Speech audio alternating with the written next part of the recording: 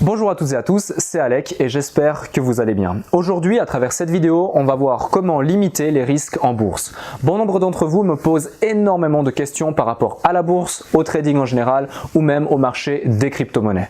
Donc effectivement, j'ai cette expertise sur les marchés boursiers et financiers et je vais essayer à travers cette vidéo de vous donner quelques éléments de réponse les plus précis et qualitatifs possibles. Donc avant toute chose, je vais prendre en considération le cas des CFD et du Forex qui sont depuis les années 2000 les plus populaires, notamment grâce à Internet.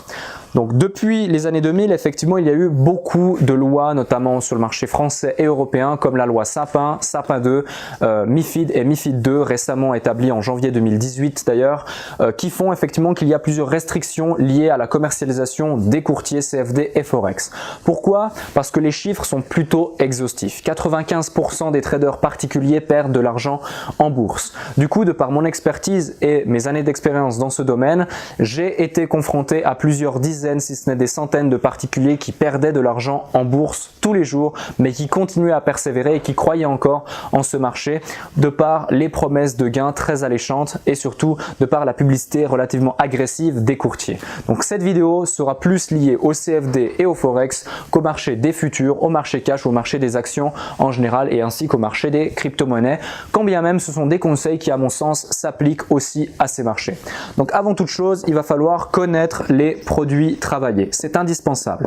Quels que soient les produits que vous souhaitez travailler, que ce soit les indices, que ce soit différentes actions sur CFD, c'est aussi possible, que ce soit les Forex, donc le Forex, le marché des devises, bref, il faut absolument connaître ces marchés, connaître ces produits. Connaître ces produits, ça veut dire connaître les marges nominales nécessaires, connaître l'exposition possible, connaître le spread, connaître les différents frais, que ce soit le swap ou le rollover.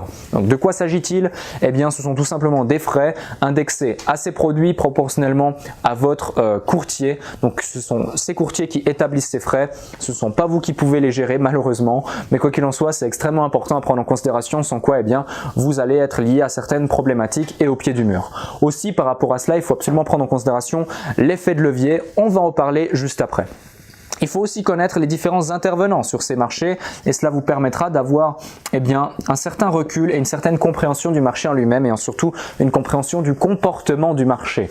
Pourquoi et comment le marché évolue? Qu'est-ce qu'il se passe quand le marché dévisse de 1000 points à la hausse ou 1000 points à la baisse? À quoi cela sert de connaître les news économiques? Comment anticiper les mouvements subis, les mouvements, je dirais, subi par le marché de manière assez hard, etc., etc. Tous les intervenants, que ce soit les particuliers, les institutionnels, les banques d'investissement, les banques commerciales et ce qui s'ensuit, il faut absolument comprendre le fonctionnement économique global de tous ces éléments. Je ne vais pas rentrer dans les détails parce que je pourrais vous parler pendant plus d'une heure uniquement des différents intervenants présents sur un seul marché sans prendre en considération les centaines, voire les milliers de marchés qu'il y a aujourd'hui en termes de bourse et de trading.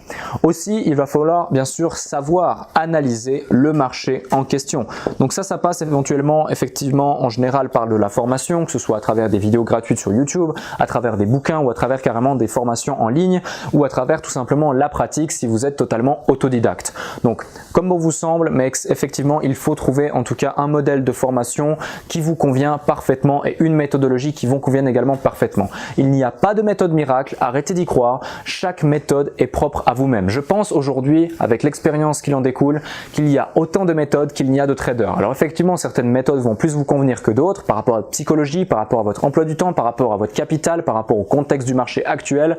Mais ce qu'il faut comprendre effectivement, c'est que de toute façon, la méthode sera réadaptée à vous-même, quoi qu'il en soit et quoi qu'il en advienne. Aussi, il va falloir gérer son risque. Donc le risk manager ou le money management, qui est très important. Le money management, ça va vous permettre effectivement, c'est tout ce qui inclut la gestion du risque, le risk reward, donc le potentiel de gain par rapport au potentiel de perte. Il va falloir aussi inclure tout ce qui est gestion de position, gestion de portefeuille dans sa globalité. Ce sont toutes des notions qui sont indispensables et indissociables. Beaucoup d'entre vous pensent que le trading, c'est juste savoir quand rentrer, savoir quand sortir. Absolument pas. Si vous pensez ça, vous allez droit dans le mur et franchement, je vous déconseille d'entrer en bourse ou en tout cas pas avec un compte de trading en réel.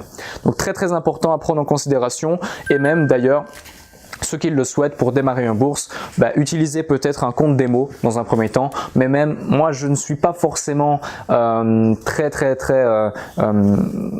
ne recommande pas vraiment les comptes démo. Pourquoi? Parce que c'est pas on n'arrive pas vraiment à se prévisualiser sur le marché, on n'arrive pas à se préparer psychologiquement aux bonnes conditions de marché et malheureusement, eh bien, c'est à votre risque et péril. Je ne vous conseille pas en tout cas d'utiliser des comptes démo, sauf effectivement pour comprendre un petit peu comment fonctionne votre plateforme et voir les différentes fonctionnalités et possibilités liées à cette plateforme. Ensuite, pour vraiment trader, vraiment être actif sur le marché, n'essayez pas de passer 6 mois avec un compte de démonstration, très important. Aussi, il va falloir faire attention justement, dernier point, pardon, au levier, l'effet de levier.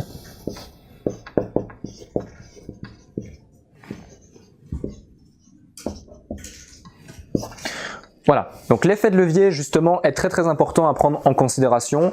Qu'est-ce que c'est? Donc, au même titre que dans l'immobilier, vous allez pouvoir aller vers votre banquier et lui dire « Eh bien, j'ai 30 000 € d'apport, je souhaite investir dans l'immobilier. » Il va vous dire « Ok, alors selon votre salaire, selon votre apport initial, selon les conditions de marché actuelles, etc. vous allez pouvoir acheter un bien de temps et la banque est prête à se porter garant pour ça. » Aussi, dans certains contextes, vous avez la possibilité de mettre en place ce qu'on appelle le financement à 110% qui fait effectivement qu'il n'y a même pas besoin de mettre d'apport et en plus, la banque va financer les frais de notaire. C'est tout à fait possible selon votre situation, selon le marché, selon le bien et selon l'analyse qui a été faite au préalable. Et bien sur la bourse, c'est exactement pareil. Seulement là, il n'y a pas vraiment d'analyse qui est faite. Il vous suffit simplement d'aller sur internet, taper courtier CFD et vous allez créer un compte gratuitement en plus, sans engagement sur certains courtiers et ils vont vous permettre effectivement avec un compte de 1000 € par exemple de travailler comme si vous aviez 100 000 ou 500 000 voire même 1 million d'euros. Donc c'est très dangereux. Pourquoi? Parce que beaucoup d'entre vous peut-être n'ont pas l'expérience nécessaire pour gérer ce risque. C'est-à-dire que en un seul trade, vous allez pouvoir potentiellement perdre de l'argent que vous ne possédez même pas. Donc c'est extrêmement dangereux et je vous recommande effectivement d'être très prudent par rapport à ça et de gérer votre marge nominale en conséquence. Aussi, il y a un élément indispensable, c'est la psychologie. Donc la psychologie, voilà. La psychologie qui est un élément indispensable, je pense. Pourquoi? Parce que quel que soit votre type de trading, quelle que soit votre ambition sur les marchés financiers, quel que soit votre capital et quel que soit votre tempérament, il y a de toute façon un problème avec votre psychologie au départ. Pourquoi? On va avoir tout type d'émotions qui vont s'exprimer à travers les marchés, à travers votre comportement et à travers votre trading.